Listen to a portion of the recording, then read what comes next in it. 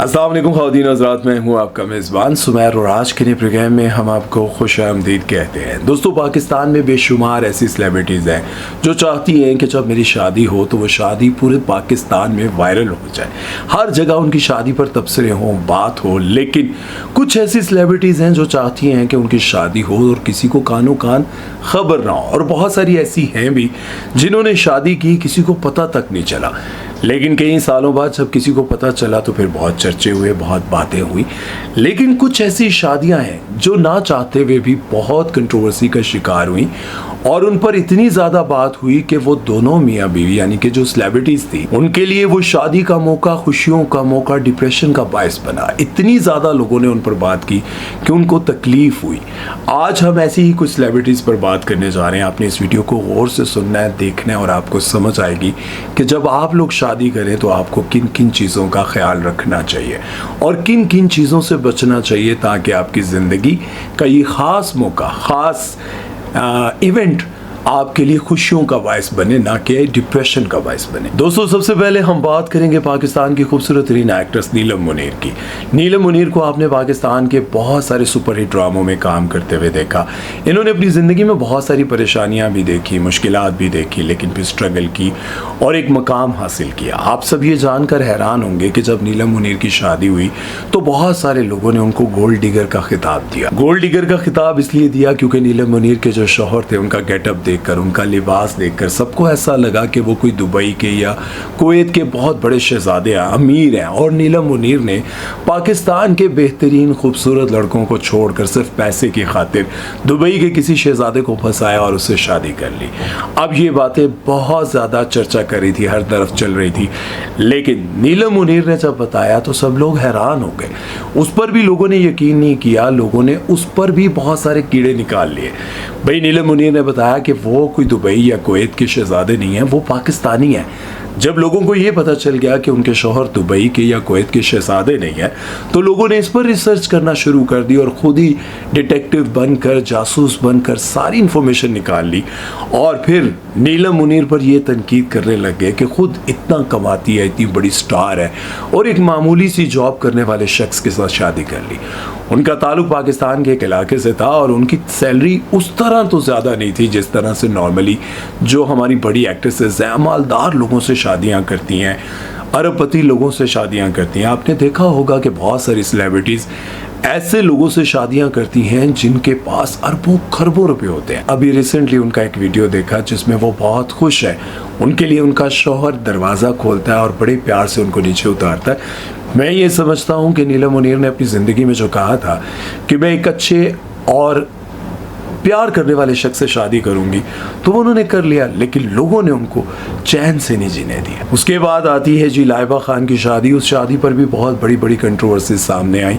लाइबा खान की शादी को देखकर बहुत सारे लोग हैरान हुए कि लाइबा खान, जो कि खुद एक अच्छी पर्सनैलिटी की मालिक हैं, पाकिस्तान की बड़ी एक्ट्रेस हैं, उन्होंने एक मामूली से शख्स के साथ शादी कर ली।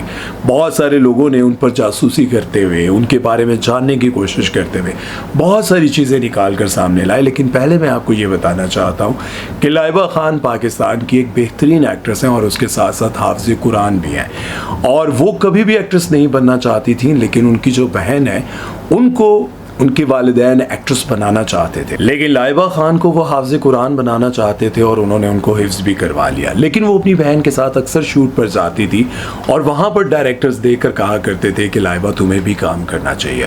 और यूँ लाइबा ने शर्माते हिचकिचाते इस शोबिज़ इंडस्ट्री को ज्वाइन किया और वो पाकिस्तान की बड़ी एक्ट्रेस बन गई। लेकिन जब उनकी शादी सामने आई तो लोगों ने ये एतराज़ किया कि जिससे वो शादी कर रही हैं वो पहले से शादीशुदा है, उसके बच्चे हैं और वो एज में भी उनसे बड़ा है। और इस बात पर भी लोगों ने बहुत ज़्यादा कीचड़ उछाला कि लाइबा ने खामोशी से 2 साल पहले निकाह किया, किसी को बताया नहीं, जबकि वो ये समझती थी कि मैं अगर सबको बता दूंगी तब भी लोग यही बातें करेंगे जो अब कर रहे हैं। लाइबा खान लोगों की जली सड़ी बातें सुनती रही, लेकिन एक बात उन्होंने बहुत कमाल की। उन्होंने कहा कि मेरे शौहर की अब तक जो ज़िंदगी थी वो शायद अच्छी नहीं थी, लेकिन अब से वो ज़िंदगी में सिर्फ खुशियाँ देखेंगे। इससे ये बात साबित होती है कि लाइबा खान के शौहर की जो पहले ज़िंदगी थी या पहले जो शादी शादी थी वो शायद अच्छी नहीं थी, शायद उन्होंने अपनी ज़िंदगी में खुशियाँ नहीं देखी।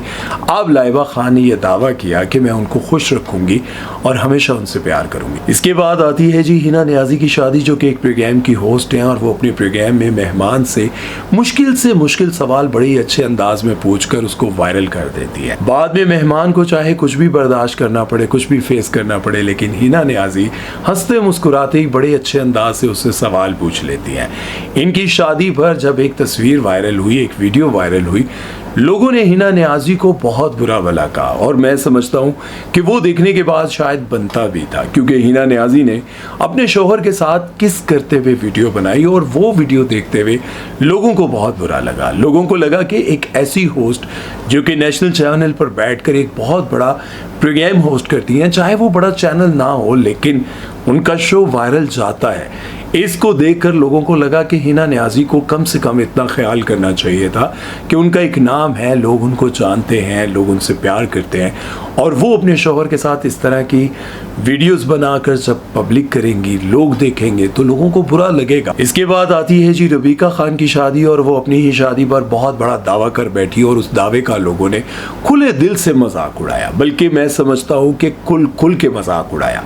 रबीका खान ने अपनी शादी पर यह दावा किया कि मेरी शादी इंडिया के अंबानी फैमिली की जो शादी हुई थी बहुत वायरल हुई थी और आप सबको याद होगा कि दुनिया के जितने बड़े स्टार्स हैं अंबानी फैमिली ने वहाँ पर बुलाए थे और वो प्री वेडिंग थी भाई, शादी से पहले सबको बुलाया, वहाँ पर बड़े बड़े सिंगर्स को बुलाया जिनके गाने समझ नहीं आते, किसी और ज़ुबान में है, जो भी फेमस बंदा है उसको वहाँ पर बुलाया, किसी को पता नहीं कितने लाख डॉलर दिए और मेहमान देखे सलमान, शाहरुख, आमिर, ये सब वहाँ पर खाना सर्व कर रहे थे। इतनी बड़ी शादी और रबीका खान कहती हैं कि मेरी शादी जो है वो अंबानी फैमिली से भी बड़ी शादी है और रबीका खान ने अपनी ही शादी पर अंबानी फैमिली के जिस तरह के ड्रेसेस थे, उनकी बहू ने जिस तरह के ड्रेसेस पहने वो सेम टू सेम बनवा कर पहने। इस पर भी लोगों ने बहुत मजाक उड़ाया। शादी वैसे तो शायद कभी वायरल ना होती अगर वो ऐसा बयान ना देती। माना कि शादी बहुत अच्छी थी, बहुत अच्छा, उन्होंने बहुत ज़्यादा इवेंट्स किए और ये मैं आपको बताता चलूँ कि जिस तरह से हमारी सेलिब्रिटीज़ इवेंट्स कर रही है ना, 15-20 इवेंट्स चले गए हैं भाई, पता नहीं क्या क्या होता है। पहले होता था मेहंदी, मायों और ढक, ब्याह और उस तो बाद रुखसती, अगले दिन वलीमा, बस अब होता है जी क्वाली नाइट, तो पता नहीं केड़ी नाइट, उसके बाद जी ओ यार इतनी रस्में आ गई हैं कि एक गरीब फैमिली की जो बच्ची है वो तो एहसास कमतरी का शिकार हो जाएगी। लेकिन उसको मैं ये कहूँगा, आपने कभी भी इन लोगों को देख करना एहसास कमतरी का शिकार नहीं होना। आपने ये सोचना है कि दोनों जहानों के जो महबूब तरीन हस्ती, अल्लाह की महबूब तरीन हस्ती, अल्लाह ने जिनके लिए दुनिया कायनात बना दी, मोहम्मद मुस्तफ़ा सल्लल्लाहु अलैहि वसल्लम, उनकी जो बेटी थी, आप सोचें मोहम्मद मुस्तफ़ा सल्लल्लाहु अलैहि वसल्लम की जो साहबजादी थी, वो जब रुखसत हुई तो उनके पास कुछ नहीं था, कोई जहेज़ नहीं था, कोई ऐसी चीज़ें नहीं थी, इस तरह के फंक्शंस नहीं थे। आप मुझे ये बताएं, क्या एक ऐसी हस्ती जो अपनी ज़ुबान से कुछ भी निकालते तो अल्लाह फरिश्तों के हाथों भेजते सब कुछ, लेकिन उनकी साहबजादी बहुत ही सादगी से रुखसत होती है और उनके पास जहेज़ में देने के लिए कुछ नहीं था। आप उनको देखें और जब आप दिलो दिमाग में उनको रख कर अपनी शादी पर सब्र शुक्र कर लेंगी तो आप यकीन जाने अल्लाह आपको इसका बहुत अजर देगा और हो सकता है यही सब्र आपकी ज़िंदगी बदल के रख दे। ये आपने जहन में ज़रूर रखना है। खैर, उसके बाद आ जाती है जी मरियम नवाज़ के साहबजादे की शादी। उस शादी पर इतनी ज़्यादा कंट्रोवर्सी सामने ये आई कि पाकिस्तानी होते हुए इंडिया से लिबास बनाए गए, करोड़ों रुपए के लिबास बनवाए गए इंडिया से। और आपको पता है जब ये बहुत ज़्यादा बात हाईलाइट हुई कि इंडिया के साथ हमारी दुश्मनी है, इंडिया हम पर हमला कर चुका है, इंडिया ने हमारे साथ ये किया, इंडिया ने हमारे साथ वो किया, जब ये बातें बहुत ज़्यादा फैली और बाकायदा डिटेल के साथ लोग कहने लगे कि ये वाला ड्रेस फ़लाँ डिज़ाइनर से बनवाया गया इंडिया से, ये वाला ड्रेस फ़लाँ डिज़ाइनर से बनवाया गया, तो फिर मरियम नवाज़ के जो साहबजादे के ससुर हैं, जो उनके ससुर हैं, उन्होंने एक वीडियो बनाया और उन्होंने कहा कि मेरी जो बहन है वो पाकिस्तान की एक बहुत बड़ी डिज़ाइनर है, बहन या बेटी गलती हो सकती है, वो पाकिस्तान की एक नामवर डिज़ाइनर है। हमने सारे लिबास उनसे बनवाए, हमने इंडिया से कोई लिबास नहीं बनवाया, लेकिन साथ साथ लोगों ने बहुत सारे सबूत भी दिखाए और बताया भी कि ये वाला लिबास फलां एक्ट्रेस ने पहना था और वही लिबास थोड़ा सा चेंज करके, या जाहिर है कि वहाँ की जो एक्ट्रेस है वो थोड़ा रिवीलिंग ड्रेस पहनती है, लेकिन पाकिस्तानी होने के नाते उन्होंने बहुत सोबर डिसेंट कपड़े पहने। लेकिन लोगों ने कहा कि वो सेम, बहुत आपको पता है लोग जब किसी चीज़ की तहकीक करने पर आ जाएं तो ऐसे ऐसे लोग हैं जो ढूंढ निकालते हैं, और फिर बहुत सारे लोगों ने वो चीज़ें दिखाई और बहुत ज़्यादा तनकीद की। उसके साथ साथ जो मरियम नवाज़ के जो साहबजादे हैं उनकी शादी पर जो सबसे ज़्यादा वायरल चीज़ थी वो थी मरियम औरंगज़ेब। और मरियम औरंगज़ेब की प्लास्टिक सर्जरी को देखकर हैरान थे लोग, भाई कैसे हुआ। फ़र्क आप देख सकते हैं, आप ये दोनों तस्वीरें देखें और आप हैरान तो होंगे कि आखिर ऐसा क्या किया भाई।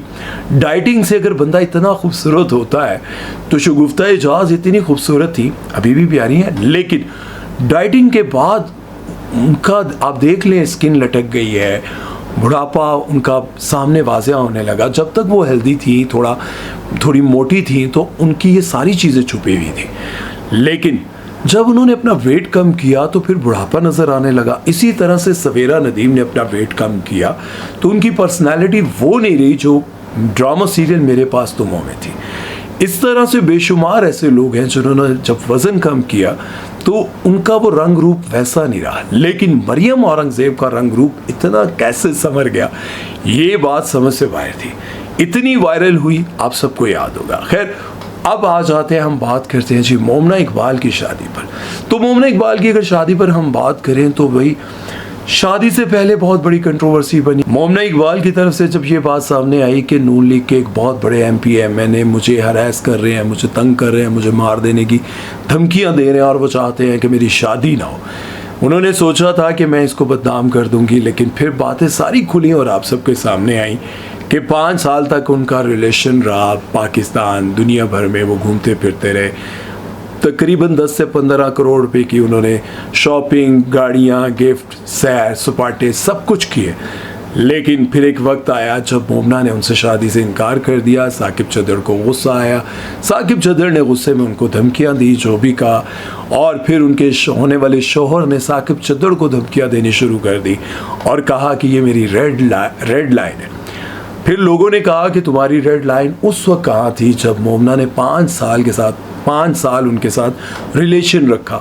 लोगों ने उनका भी बहुत मजाक उड़ाया और फिर शादी के दिन मोमना इकबाल के भाइयों ने जो गलत इशारे किए, गंदे इशारे किए, वो भी बहुत ज़्यादा वायरल हुए और उसके साथ साथ लोगों ने उनके शौहर को बहुत बुरा भला कहा। उसकी वजह ये बनी कि लोग मोमिना के साथ थे तब तक जब उस तरफ से धमकियाँ आ रही थी और साकिब चद्दड़ को चीप इंसान कहा जा रहा था। वो इसलिए कहा जा रहा था कि एक औरत, एक लड़की के साथ आप 5 साल अपना रिलेशन रखते हो तो मर्जी से दोनों रखते हो, आपने कुछ दिया तो बदले में कुछ लिया भी होगा।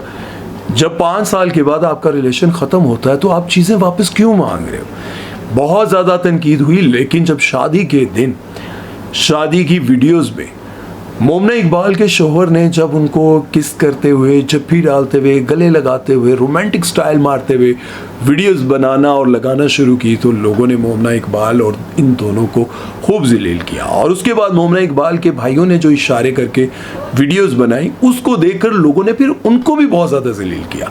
और अभी रिसेंटली उनका एक वीडियो आया जिसमें वो सिगरेट पी रही थी तो फिर लोगों को बहुत बुरा लगा। कुछ ने कहा कि भाई सिगरेट पीते हुए आप उनके किरदार को नहीं जांच सकते कि सिगरेट पी रही हैं तो उनका किरदार आपको बहुत बुरा लग रहा है। सिगरेट पीते हुए इंसान का कोई ऐसा नहीं है कि सिगरेट पी लिया तो बहुत बुरा इंसान है। हाँ, हमारे माशरे में लड़कियों को सिगरेट पीना आम सी बात नहीं है, लेकिन एक बात और भी सोची जाए तो आज के दौर में हमारे यहाँ पता नहीं क्या कुछ नहीं हो रहा और यही कहा जा रहा है कि भाई क्या हो गया भाई, ज़रा अपने दिमाग को खोलो, सोच को बड़ा करो। ये क्यों नैरो माइंडेड आप बन रहे हो। और भाई जी नैरो माइंडेड, आपके सामने आपकी बेटी सिगरेट पी रही हो, आपके सामने आपकी बेटी किसी के साथ मिलने जा रही हो, आपके सामने आपकी बहन किसी के साथ डेट से वापस आ रही हो रात को 2 बजे, तो क्या आप कहेंगे नैरो माइंडेड नहीं होना। इसे कहते हैं गैरतमंद इंसान, और जो इन चीज़ों को ईजी छोड़ देता है उसको बेगैरत कहते हैं। बहरहाल बात ये कर रहा था कि शादियों पर जब आप आपको कंट्रोवर्सीज का सामना करना पड़ता है, उसकी वजह ये होती है कि जब आप अपनी शादी पर बहुत ज़्यादा दिखावा करते हैं। आपने रजब भट्ट की शादी देखी, रजब भट्ट की शादी भी बहुत ज़्यादा वायरल हुई थी और मैं ये समझता हूँ कि 2025 की सबसे बड़ी शादी थी, सबसे ज़्यादा वायरल थी। लेकिन सब कुछ आपके सामने है। इतनी वायरल होने वाली शादी आज बाकी नहीं रही, डाइवोर्स हो गई। और लोगों का ये कहना था कि काश इस तरह से शादी ना करते, लोगों की नज़र ना लगती, तो शायद ये घर बस जाता। मैं ये समझता हूँ कि अगर आपको लगे कि आपकी शादी बहुत धूमधाम से होनी चाहिए, लेकिन इस कदर धूमधाम से होनी चाहिए कि लोगों के दिलों में ये हसद ना पैदा हो। आप वही पैसा अपनी शादी पर नहीं, अपनी ज़िंदगी पर खर्च करें। कुछ लोग शादी पर इतना पैसा खर्च करते हैं उधार लेकर। भाई मेहमान आएंगे, क्या कहेंगे? भाई मेहमान खाने के बाद हमेशा ये कहेंगे, तेल ज़्यादा पाता सी, नमक तेज़ करता, खाना बड़ा अच्छा सी, नमक तेज़ करता। भाई इससे अच्छा खाना तो हमारा गली का नाई बना लेता, गली का कुक बना लेता। ये क्या तिक्का लगाया भाई, सारा जला दिया। इतना पैसा उन्होंने लगाया, खाना ज़रा मज़े का नहीं था। हमें तो खाना मिला ही नहीं, हम तो गर्मी में पागल हो गए भाई। मेरे बच्चे को कोल्ड ड्रिंक नहीं मिली। कोई एक बंदा शायद आपको जाते हुए कहे कि आपने बहुत अच्छा खाना दिया, अल्लाह आपकी बच्ची को, आपके बच्चे को खुश रखे, उसकी ज़िंदगी में खुशियाँ आए। ज़्यादातर लोग जाते हुए आपको यही कहेंगे, यार इतना पैसा लाती, खाना नहीं, वो चीज़ नहीं बन सकी। कभी भी आपको लोग अप्रिशिएट नहीं करेंगे। याद रखें, शादियां ऐसी करें कि पुरसुकून तरीके से शादी हो जाए, उन्हीं पैसों से अपने लिए कुछ खरीदें। ये जितने आएंगे सिर्फ बातें करेंगे, आपको कुछ हासिल वसूल नहीं होगा। और देखो देखी, मतलब जो लोगों को देख देख कर आप शादियां करेंगे ना, आप यकीन करें आप अपना नुकसान करेंगे। बीवी जब आप अपने शोहर से बात कर सकती हैं ना, शादी से पहले निकाह हुआ हुआ है या आप अपने फियांसी से बात करिए, तो उसको समझाएं भाई फजूल खर्ची मत करना, उन पैसों को बचा के रखना, ताकि उन पैसों से हम अपने फ्यूचर के लिए कुछ कर सकें। ख़बरदार इस तरह के काम करें। अगर मेरी बात माने तो बिल्कुल सिंपल शादी करें और अपने पैसे को बचाएं और किसी अच्छी जगह इन्वेस्ट करें, ताकि आपके आने वाले वक्त और आपके आने वाला वो जो ज़िंदगी का अच्छा लम्हा है वो अच्छा गुजर सके, उससे आपको रेंट आ सके। आप कोई गाड़ियाँ लेकर इन्वेस्ट कर दें, कोई घर बना लें, कोई चीज़ बना लें, कोई लोड़ नहीं। रजब भट्ट ने इतना पैसा लाया, की होया, क्या मिल गया? बड़े बड़े स्टार्स आए, 20-20 लाख रुपए गिफ्ट हुए, डॉलर्स लुटाए गए, शादी ख़त्म। तो क्या हुआ? कुछ नहीं, सिवाय उनकी वीडियोस वायरल होने और उससे पैसा कमाने के कुछ हासिल नहीं। उम्मीद है कि आज का ये प्रोग्राम आपको पसंद आया होगा। अपना बहुत सारा ख्याल रखिएगा, दुआ में याद रखिएगा। सुमैर चौधरी को दीजिए इजाज़त। अल्लाह हाफ़िज़।